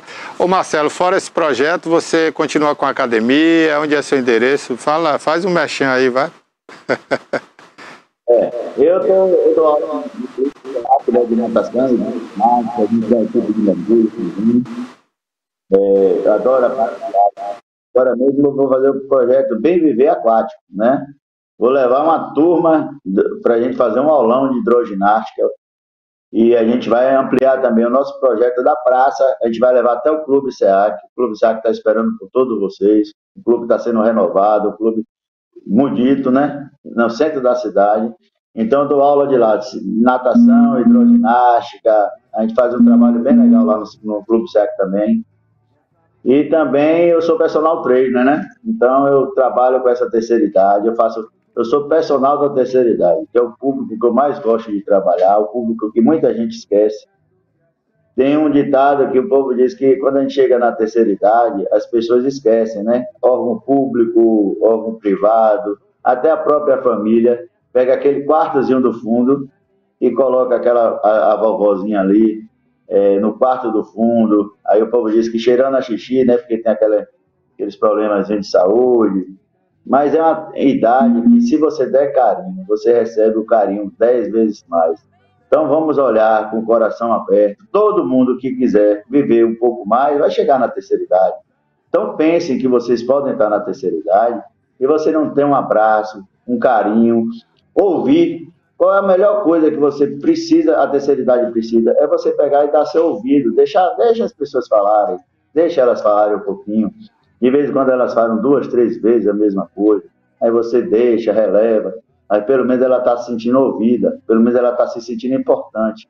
Se você der um abraço, um carinho na pessoa que está do seu lado aí agora, da terceira idade, você vai ver o sorriso que ela vai fazer, o bem que você vai fazer a ela. Então não esqueçam que um dia, quem não morrer cedo vai ter a terceira idade. Então pense na terceira idade, não olhe como um calo na vida de vocês.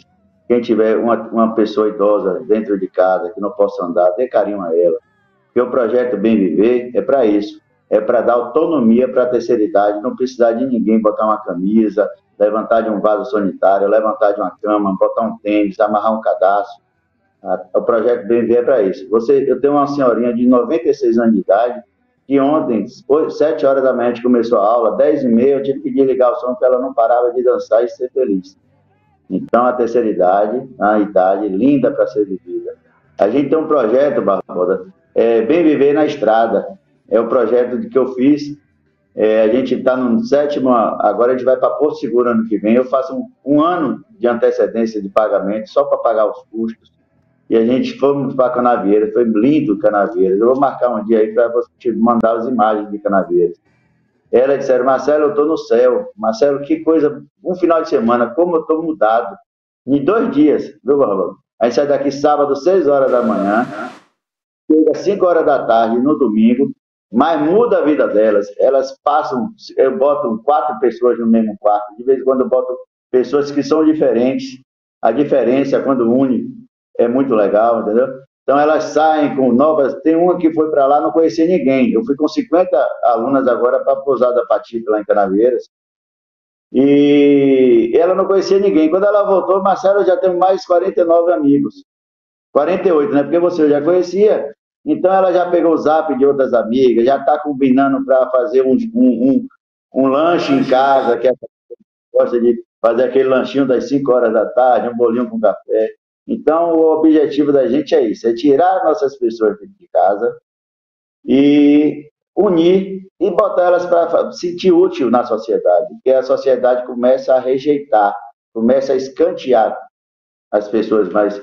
Você vê no trabalho, né? No trabalho a gente só quer pegar gente mais nova, e a experiência do mais velho. A gente não une o novo com o velho.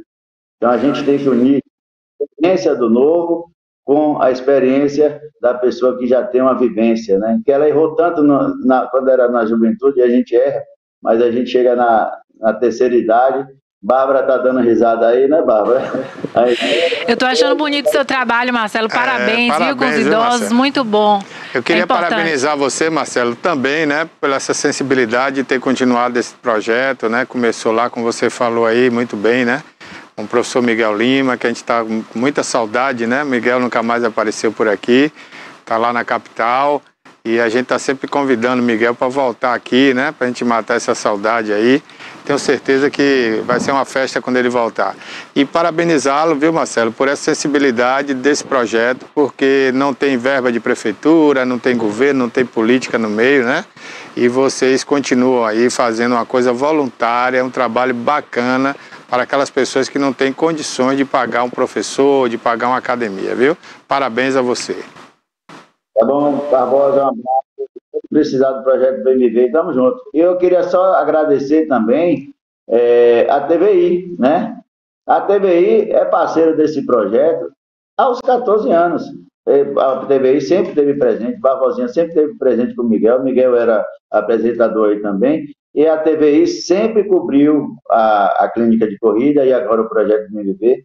Sempre está dando espaço para a gente, então agradecer aqui em público, né, a Barbosinha, a TVI, a Bárbara, que está aí agora também, mas esse projeto já está com a marca do Bem Viver há 14 anos também, então TVI e Bem Viver estão sempre juntos, e vamos botar na praça, né, agora a TVI também, porque a TVI vai explodir, como o projeto Bem Viver também vai crescer junto também. É isso aí, Marcelo. Obrigado, parabéns a você. E antes da Pedalada Azul, você vem aqui no programa para a gente divulgar aí, tá bom? Um grande abraço aí, viu? Parabéns. Obrigado, Marcelo. Obrigado. Valeu, esse aí é o Marcelo, né? Marcelo Seixas, professor de atividade física, professor de educação física, dando sequência a esse projeto lindo aí que é o Bem Viver. Bom, daqui a pouquinho a gente tem aí o mestre Roberto José, mas por enquanto vamos conferir aí os gols da rodada de ontem, dos principais jogos do Campeonato Brasileiro. Tivemos aí, né, uma vitória boa do Bahia em cima do Fortaleza, o Fortaleza que jogou com seu time reserva. O primeiro gol do Bahia foi o Canu que marcou de cabeça, é um belo gol. E depois, já no finalzinho, nós tivemos o segundo gol do Bahia,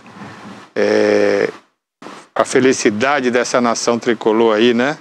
Bahia, afinal de contas, é o time de maior torcida do Norte e Nordeste do Brasil, 2 vezes campeão brasileiro. E enfrentou o Fortaleza, que é um time bom no momento, vem fazendo um bom trabalho, né? Com o técnico argentino. Começou lá atrás com o Rogério Ceni, hoje está com o Vojvoda, que é argentino. E é o time que vai representar o Brasil na próxima semana, aí, disputando a Sul-Americana, né? Com o time do Equador. Por isso que não jogou completo ontem, né? Mas é um bom time, viu? Mesmo sendo um time reserva, o Marinho teve em campo, né? O Marinho é um grande jogador.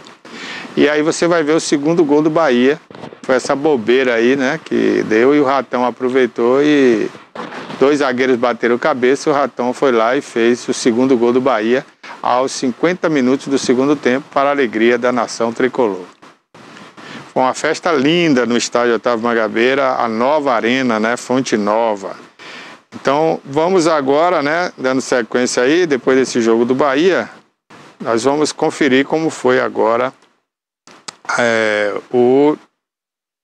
tem o São Paulo e Grêmio, né? Tem o Flamengo e Vasco. Vocês aqui torcem muito para o Flamengo e para o Vasco. Ali é Grêmio. E aí São Paulo e Grêmio. O São Paulo no Morumbi, né, venceu o Grêmio por 3-0. A torcida do Grêmio estava numa expectativa, né? Do Grêmio vencer para ficar ali no G4, se manter no G4. Quem sabe até em segundo lugar, se vencesse. Mas não deu. São Paulo no Morumbi foi melhor. O Grêmio foi muito criticado ontem, né? Não foi a mesma equipe aguerrida e acabou perdendo aí por 3-0 para o São Paulo, que já está na Libertadores da América, né? Então já não tem aquela sede mais de G4 e talvez não chegasse aí até o final do campeonato, apesar de ainda faltarem aí 12 jogos, mas ele tem que sair de perto da zona do rebaixamento, né? O São Paulo é time de primeira página ali do Campeonato Brasileiro, não pode ficar lá atrás amargando aí as últimas colocações. Então, olha a bobeira aí do Grêmio. Vai ser o terceiro gol do São Paulo, marcado pelo Luciano. Driblou o goleiro. Quase perdeu, viu? Esse gol fácil aí. E aí, 3-0, consumado aí a vitória do São Paulo ontem no Morumbi. Aí foi o pedido de pênalti aí, né? E acabou que o Luciano roubou essa bola e fez o gol do São Paulo, o terceiro gol. Com isso, São Paulo já está ali em 10º lugar. Agora você vê aí o Flamengo e Vasco, um clássico, né? Muita gente aqui torcendo pelo Flamengo, pelo Vasco, principalmente pelo Vasco, né? Para reabilitação ali. Mas o Flamengo é que marcou primeiro com esse gol do Gerson. Ficou nisso aí, né? Aliás, 1-0. O Vasco teve muita oportunidade de marcar, mas só no finalzinho aí, depois que o Tite fez uma substituição e botou o Gerson pelo lado esquerdo, foi que saiu esse gol aí do Flamengo, né? Através do Gerson. Agora o Vasco perdeu muitas oportunidades, viu? Não foram poucas não, muitas oportunidades. O Vasco poderia ter ganho esse jogo ontem aí tranquilamente, se botasse pelo menos 2 bolas na rede daquelas que eles perderam ali, né? Foram muitos gols perdidos, o Paê jogou muito bem, botou os atacantes do Vasco sempre na cara do gol, mas infelizmente faltou aquele cara matador, aquele cara que vai lá e bota a bola na rede. Foi um clássico, qualquer um poderia ter ganho, mas foi o Flamengo que ganhou. O Flamengo agora está entre os 4, né, do G4, entre os 4 primeiros. E o Vasco amarga ali ainda a zona do rebaixamento. Né? Principalmente depois da vitória do empate do Goiás com o Cuiabá e da vitória do Bahia. Aí nós já estamos na maior goleada do campeonato esse ano, né, que foi do Internacional aí em cima do Santos. Primeiro gol contra o Santos. Aí as pessoas perguntam, o que houve com o Santos, né? Ou foi o Internacional que foi bem demais? Olha, eu acho que nem o Internacional foi tão bem assim para golear tanto o Santos, e nem o Santos foi tão ruim para ser tão goleado. O que aconteceu aí é um jogo atípico, né? E o Santos se embaraçou aí com alguma coisa de bastidor que a gente não sabe o que é, e o Inter resolveu jogar tudo aquilo que sabe, né? Claro, e aproveitar as oportunidades, sempre perde. No jogo contra, por exemplo, na Libertadores da América contra o Fluminense, o Internacional teve várias oportunidades como essas aí e acabou perdendo, não marcando o gol. E o Fluminense foi lá e ganhou. Contra o Bahia, o Internacional também teve algumas chances e não aproveitou. E o Bahia foi lá e ganhou. Então, aí parece que no jogo do Santos, a rapaziada resolveu acertar o gol, olha aí, e marcou a maior goleada do campeonato, né? Afinal, 7 para o Internacional, teve um gol de honra aí para o Santos. Uma goleada igual a essa, o Santos já tinha tomado aí há 10 anos atrás contra o Corinthians. O Corinthians tinha feito aí 7-1 no Campeonato Brasileiro no Santos. Mas dessa vez foi ruim, porque o Santos está ali na zona de rebaixamento e uma derrota cachapante como essa pode baixar muito a moral do time. O Santos nunca foi rebaixado, assim como o Flamengo e São Paulo. E esse ano tudo indica que o Santos pode vir a ser rebaixado. Se o Bahia continuar jogando o que está jogando, continuar marcando pontos, principalmente jogando em casa. Se o Goiás continuar subindo de produção como está subindo e o Corinthians se reabilitar, tudo indica que o Santos vai ser rebaixado. A não ser que o Santos jogue muita bola depois dessa goleada e as outras equipes deixem de ganhar, né? Fora isso, o Santos está indicando aí que vai ser rebaixado. O líder do campeonato, gente, o Botafogo empatou em 1-1, né? O jogo foi em casa, né, contra o Atlético Paranaense. O Botafogo marcou primeiro e depois o Atlético Paranaense empatou. E aí, gente, foi um festival de baixaria, né, com relação à administração do estádio. Ninguém sabe o que é que houve. Faltou energia no estádio 2 vezes. Depois o gerador do estádio não funcionou. Aí esperaram meia hora, a energia voltou, foi embora de novo. Aí esperaram mais meia hora no vestiário. Aí a energia não voltou, o jogo foi terminar no outro dia, né? Um desrespeito à torcida, mais de 30 mil pessoas estiveram no estádio, o Garrincha, Manuel Garrincha, lá no Rio de Janeiro. E aí, no outro dia, teve o restante do jogo sem a participação dos torcedores, o que eu achei uma grande falta de respeito para com os torcedores, né? Porque eles não viram o restante da partida, que acabou 1-1, Botafogo líder do campeonato e o Atlético Paranaense ali chegando perto do G4. Bom, aí já estamos no jogo Cuiabá e Goiás, né? 1-1 também. O Goiás estava ganhando o jogo depois dessa cobrança de pênalti. Esse resultado, se o Goiás se mantivesse, seria ruim para o Bahia, porque o Goiás ultrapassaria o Bahia. Mas aí o Cuiabá foi lá, empatou e dos males o menor, né? Então ficou 1-1 o resultado da partida, Cuiabá e Goiás. E com isso o Bahia se manteve ali na 13ª colocação. Quem ultrapassou o Bahia foi o Internacional, né? Depois dessa vitória diante do Santos, que a gente mostrou. O Inter agora tem 35 pontos, o Bahia tem 34, né? Então o Internacional se livra mais ali da zona do rebaixamento, deixando o Bahia mais para baixo, né? E ontem tivemos também o Corinthians, que perdeu em casa. O Corinthians perdeu em casa. Nós já estamos vendo aí, o jogo foi na Neoquímica, né, Arena, para o lanterna do campeonato. Aliás, não perdeu o Corinthians, me perdoe. O Corinthians conseguiu um empate no finzinho do jogo, né? O Corinthians estava perdendo em casa, mas aí conseguiu empatar no finalzinho do jogo para a alegria da torcida corintiana. Já nos minutos de acréscimos, esse gol aí, Salvador para o Corinthians. Estava perdendo por 1-0 para o lanterna do campeonato, que é o América Mineiro. Agora, o América ontem jogou muito bem, diga-se de passagem, né? E o Corinthians jogou muito mal. Se o Corinthians continuar jogando dessa maneira, também corre risco seríssimo de ir para o rebaixamento. Bom, só para finalizar essa parte de esporte, o Vitória, né, pela Série B, venceu o Sampaio Corrêa fora de casa. O jogo foi na sexta-feira e conseguiu a liderança isolada do campeonato da Série B. Vitória continua líder, 64 pontos.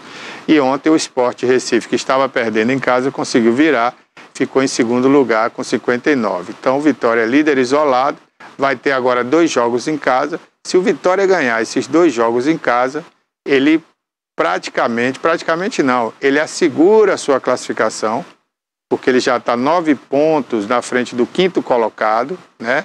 E há 3 pontos, aliás 5 pontos, né, para o Sport Recife, que é o 2º colocado. Se ele ganhar as 2, ele vai para 70 pontos.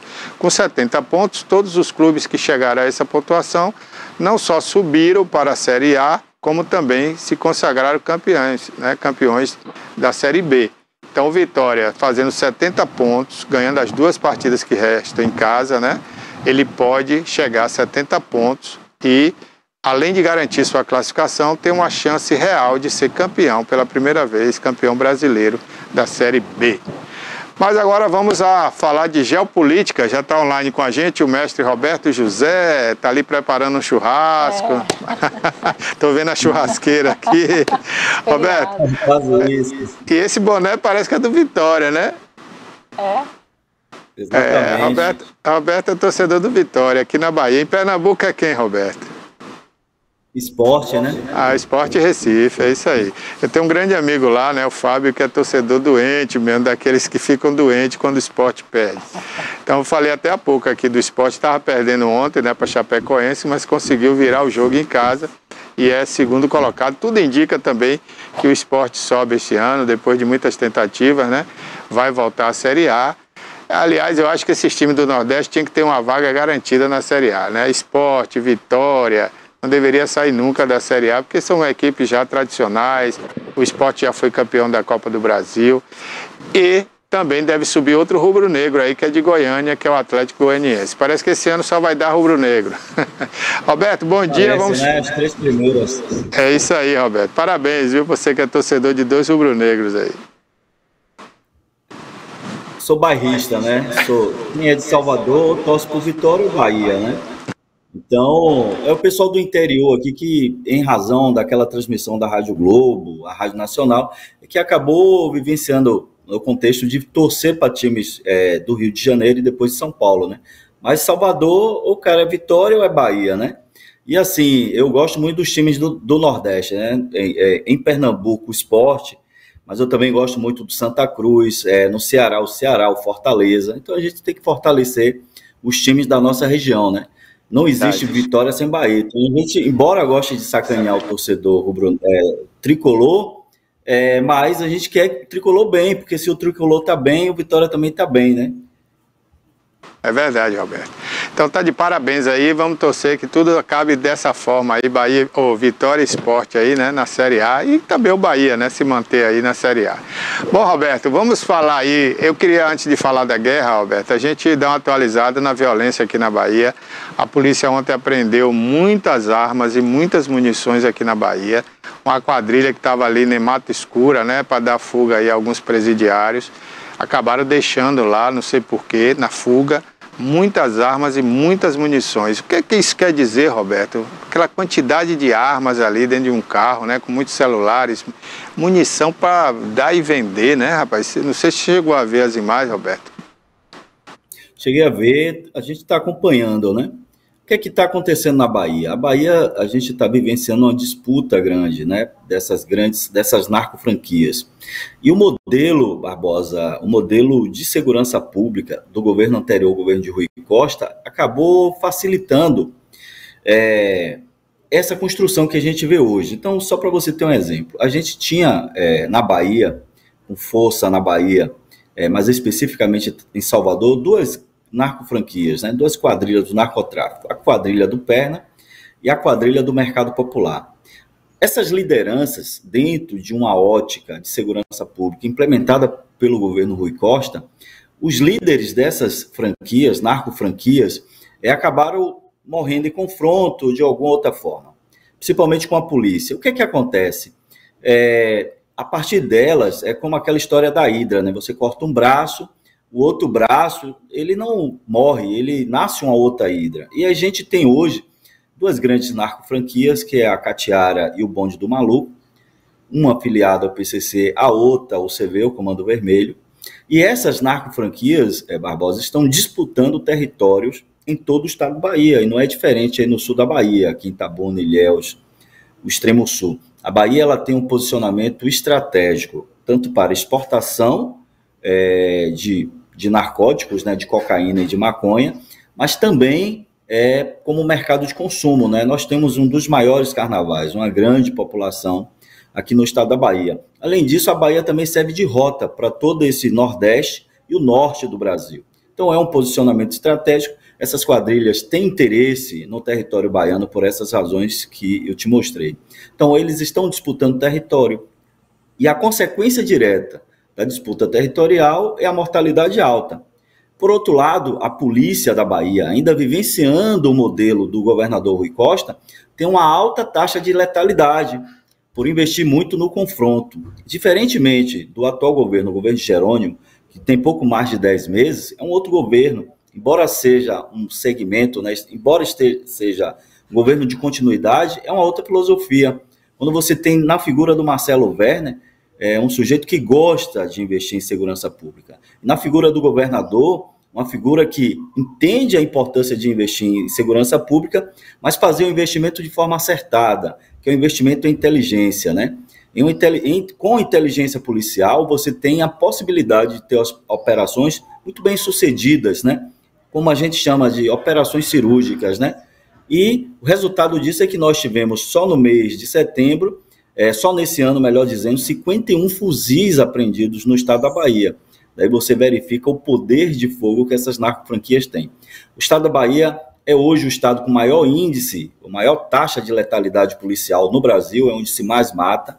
Em 2022, o estado da Bahia, 1.462 pessoas morreram em razão de ações policiais, né? E neste ano de 2023, ao que tudo indica, a gente deve passar de 1.500 mortes por intervenção policial. Então, o cenário é esse, mas a Bahia não se tornará um Rio de Janeiro como algumas pessoas, alguns incautos, algumas pessoas com pouco conhecimento vêm afirmando por aí. Não vai se tornar, porque nós não estamos, o estado da Bahia não está implementando a mesma receita do Rio de Janeiro. Ora, se a gente implementar a mesma receita, o resultado vai ser o mesmo, mas a receita aqui é diferente. Qual é a receita? Investir maciçamente em inteligência.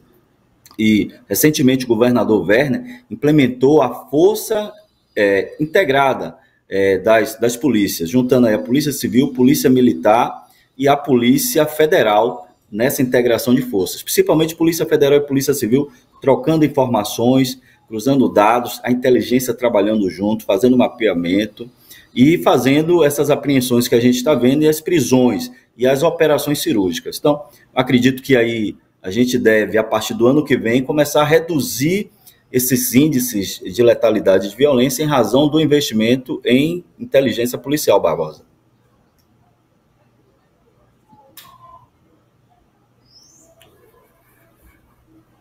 Acabou atirando aí no irmão na zona rural, né? Uma garotinha de apenas 7 anos, rapaz, que tragédia, né? Aqui atirou tinha 7 e aqui morreu tinha 3 aninhos. Agora você vê, né? A questão aí é do pai responsável que deixa uma arma ao alcance de uma criança de 7 anos, né, Roberto? Claro que só o fato da criança ter feito isso com a própria irmã, o pai já vai pagar esse ato dele de irresponsabilidade, né? O pai ou a mãe, não sei quem deixou essa arma. Sentimento de culpa, né? Então, infelizmente, isso vai para a estatística também da nossa violência, né, Roberto? É isso. Na verdade, o pai, né, o dono daquela arma, tem que ter as devidas cautelas, né? Se você não tem a cautela de guardar a arma de fogo como se deve guardar, ele pode responder. Deve responder por isso aí. Porém, eu acredito que ele deve receber o perdão judicial, né?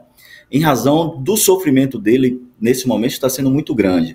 E aí, a gente também, é importante, Barbosa, trazer essa notícia muito ruim para uma análise do que é ter uma arma de fogo dentro de casa, né? É muito mais arriscado.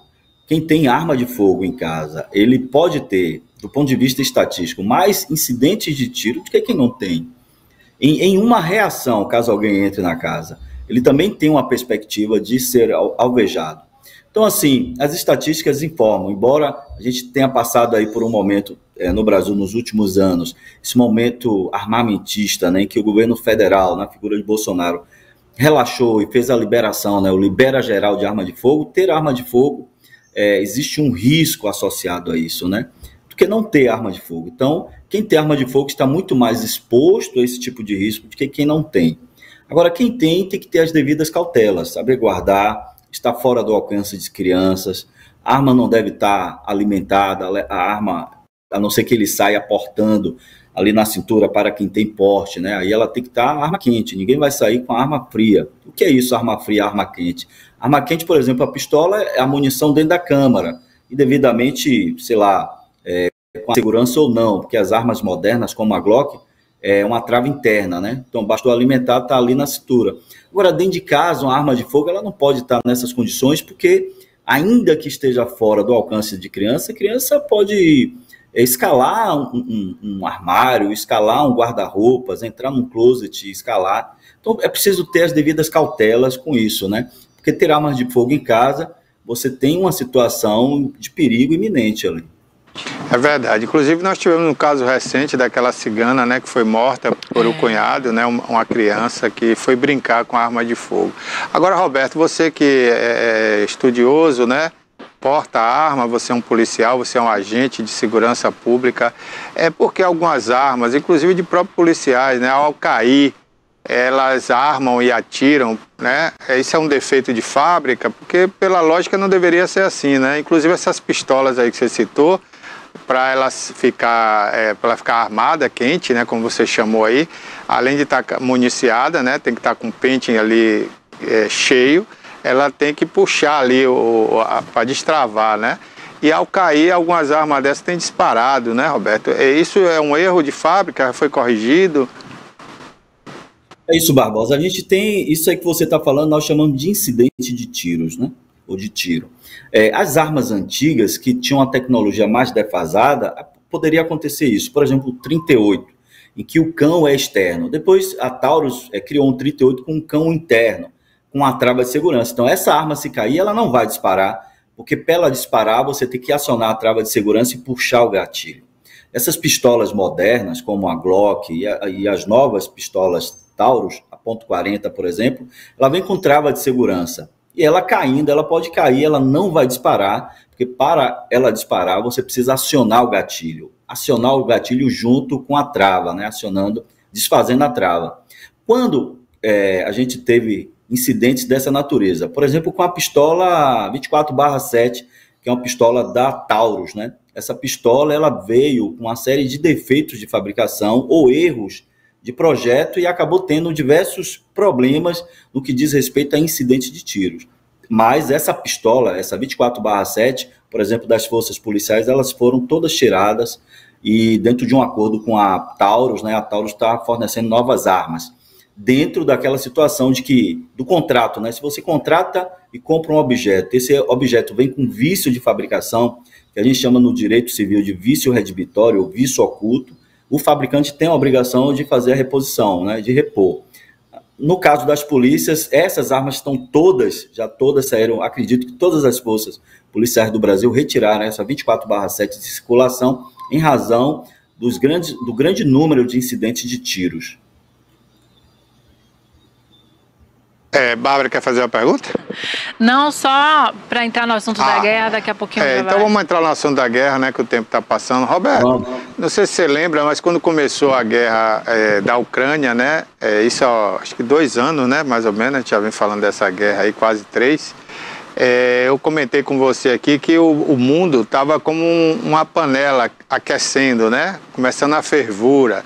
A gente ouvia falar de rumores de guerra ali na Coreia do Norte, a Coreia do Sul, né, com relação ali àquela ilha, né, de Taiwan. Em vários lugares tinha esses rumores. Agora começou essa guerra, né, que é uma guerra santa, uma guerra que, santa entre aspas, né, é uma guerra que perdura aí ao longo dos anos, desde quando o mundo é mundo. Principalmente por parte do Islã, né, que quer dominar o mundo, principalmente aquela ala mais radical do Islã, que acha que todas as outras religiões são ímpias. Mas eu queria ver com você a seguinte pergunta, né? Dentro dessa fala que eu falei há 3 anos aí, né, o mundo está em ebulição, né, e a gente pode caminhar para uma 3ª guerra mundial. Aí se fala hoje, né, no Gog e Magog, relacionado a profecias da Bíblia, de uma guerra que envolveria aí muitos países contra Israel. E a gente está vendo que depois que começou que teve esse massacre aí dos terroristas do Hamas, né, com Israel, o Hezbollah também está se manifestando na Líbia. A gente vê que tem muitos países que mantêm esse grupo Hamas ativo e tem interesse nessa guerra. A própria Líbia, o Egito, a própria Rússia, que alimenta esse pessoal com dinheiro, né, e com armas. E agora, Roberto, será que essa ebulição não vai acabar numa guerra maior do que essa que está aí? Qual é a sua visão em relação a isso? Barbosa, veja bem, essa profecia, né, de Gog e Magog, lá no Vale do Meguido, né, que é ali na região norte ali de Israel, né, o Vale do Armagedon, é porque Israel vivenciou, Israel vivenciou guerras durante o longo da sua história, né, e essas guerras, essas disputas territoriais acabaram entrando para a Bíblia, né, e o primeiro escritor da Bíblia é o Moisés escreveu os 5 primeiros livros da Bíblia, que nós chamamos de Pentateuco. Esse mesmo Pentateuco, para o cristão, o Pentateuco, para a religião judaica, ele tem um outro nome, é Torá. E são livros que entram nas duas religiosidades, tanto a religião cristã quanto a judaica. Por outro lado, é importante sempre dizer, Barbosa, que essa é uma guerra, acima de tudo, religiosa. Aquele espaço ali não tem ouro, não tem petróleo, né? O Médio Oriente, né? Aquele espaço ali, né? Que a gente chama de Canaã, os judeus chamam de Canaã, mas a gente chama também de Palestina, né? Para os palestinos é Palestina, para os judeus é Canaã. Mas quando Abraão, que é o pai dessas 3 grandes nações, sai pouco mais de 1.300 anos, lá de Ur dos Caldeus, na antiga Mesopotâmia. E segundo ele, Deus falou com ele que ia mostrar uma terra que emana leite e mel, Barbosa. Mas quando ele chegou lá, já tinha uma galera vivendo, né? Que era a Cananeia, né? E tinha uma turma vivendo ali. Então, só para você ter uma ideia das guerras que foram vivenciadas naquele espaço. Por exemplo, o general Josué, quando ele entra em Jericó, e a ordem dele era matar todos a fio de espada. E isso foi logo após a saída do povo de Israel do Egito, né, que vivenciou uma situação de escravidão. E as guerras disputadas por essas tribos, esses povos nômades, foram muito grandes. E isso acabou inspirando o escritor bíblico para falar dessas profecias, né? Dizer que o povo de Israel tem um Deus deles, que é o Jeová, e que protegeria eles. Por outro lado, o Islã, que também é descendente desse grande pai, Abraão, tem nas suas escrituras do Alcorão a bênção de Alá, né? E fazem guerra em razão disso. E a gente está vivenciando isso. O Hamas, que está lá na faixa de Gaza, e é importante a gente estabelecer, Barbosa, a diferença aí, né? A autoridade palestina é o Mahmoud Abbas, do partido Fatah, que fica na Cisjordânia. O Hamas fica na faixa de Gaza, e o Hamas, de fato, manda e desmanda na faixa de Gaza. É um grupo terrorista, de fato. Agora, o que é que a gente tem? Uma coisa é o terrorismo, outra coisa é o crime de guerra. O Hamas, ele não é considerado pelas Nações Unidas um grupo terrorista, mas ele pode praticar ações terroristas. Mas, acima de tudo, crime de guerra é um conceito muito bem definido pelas Nações Unidas, e tanto o Hamas quanto Israel estão cometendo crime de guerra. Porque crime de guerra exatamente contra a população civil e indefesa, contra instalações civis. Então, Israel, segundo informações, isso está em apuração, tem 3 dias, uma bomba, né, um míssil, atingiu ali um hospital, matando mais de 200 pessoas. Se você observar, nós chegamos a um número de 6 mil pessoas mortas, e dezenas de feridas. E boa parte, 40% dessas pessoas mortas e feridas, referem-se a crianças e adolescentes, que faz parte dessa população indefesa. Então, ali é uma guerra ideológica, é uma guerra religiosa, né, acima de tudo, porque o Hamas, Barbosa, sabe, né, de que não tem condições, poderio de fogo para enfrentar o exército de Israel. Mas qual é a jogada do Hamas? E quem leu, né, quem sabe? O Hamas, em 87, ele já foi criado com alguns pilares. Um deles é a destruição total de Israel e de tudo que Israel significa. É um ponto. Se você também observar, quando a gente fala do sagrado, para o Islã tem 3 locais sagrados para o Islã, né? Meca, Medina e Jerusalém. Se você observar a mesquita de Al-Aqsa, né, que fica ali o Muro das Lamentações, a parte baixa ali, que ela foi ali onde, segundo a tradição judaica, foi feito o Templo de Salomão, né, que é uma derivação ali do templo do grande rei Davi, e que para o judeu o Messias entrará por esse Templo de Salomão e reinará com Israel. Mas esse Templo de Salomão do passado, hoje está a mesquita de Al-Aqsa, que na tradição islâmica, o profeta Maomé ascende ao céu. Então você perceba que é uma área disputada. Essa área disputada, ela tem forte conotação religiosa, e essas pessoas têm disposição de lutar até a morte. Então, qual foi a intencionalidade do Hamas quando faz essa agressão a Israel? Chamar para si, né, diante dessa explosão agressiva de Israel, né, de passar realmente o trator, chamar para ele a atenção mundial, mas, acima de tudo, chamar a atenção das nações árabes, né, para essa guerra santa. Então, na disposição do Hamas, o Hamas quer implementar no mundo, começando ali por aquela área do Oriente Médio, a Sharia, né? O que é Sharia? É a lei islâmica, né? A lei islâmica, ela deve, para eles, preponderar em todo o mundo, mas deve se iniciar por aquela região do Oriente Médio. Então, a gente está vivenciando esse cenário. Ao norte, você tem o Hezbollah, que fica ali no Líbano.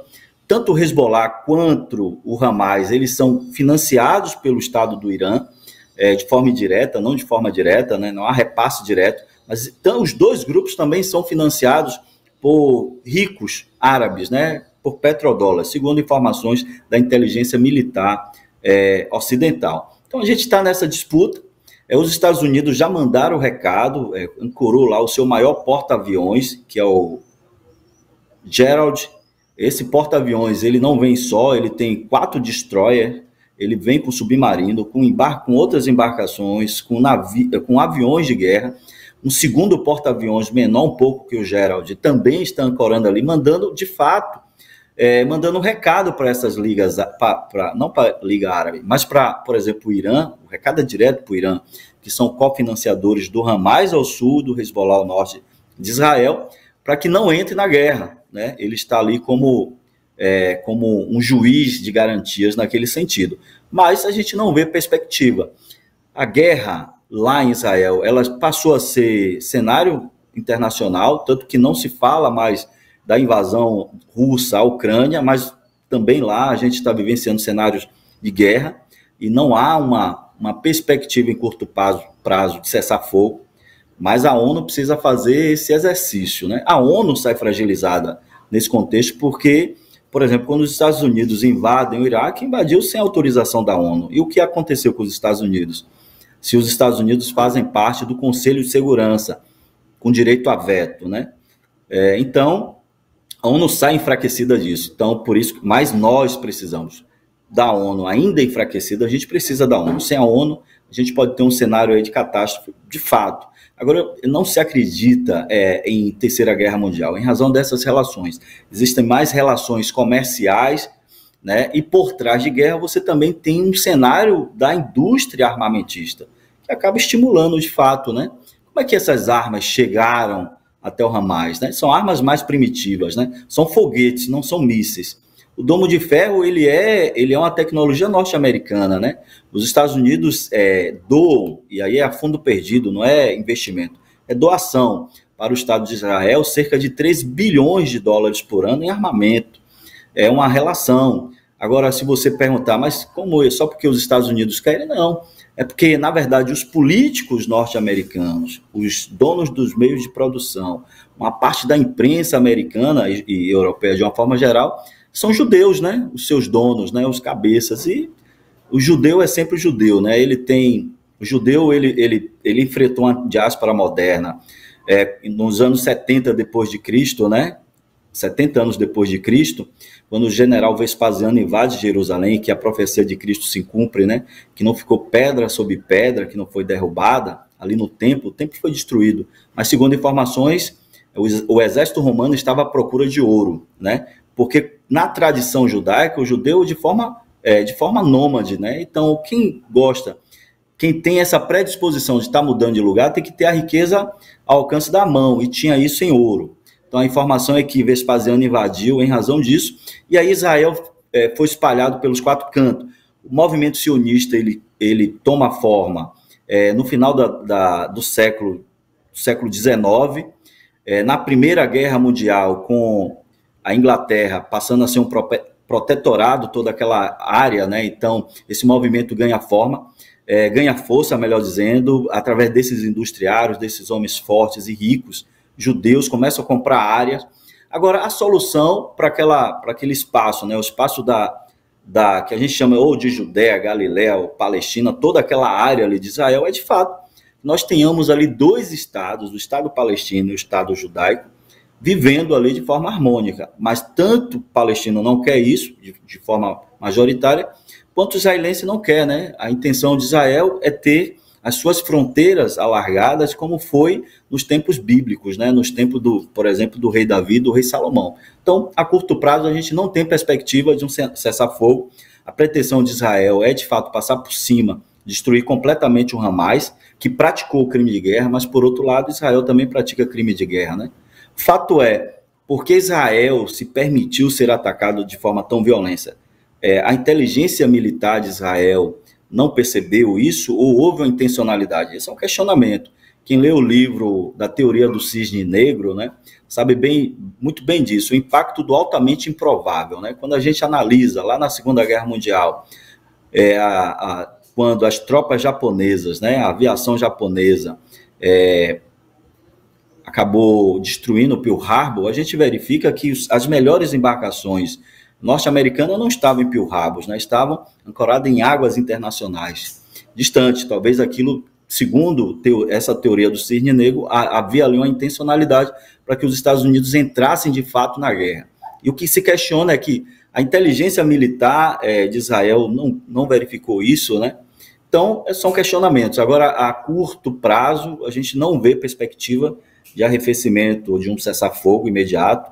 A ONU vem pedindo cessar-fogo para a retirada da população civil da faixa de Gaza.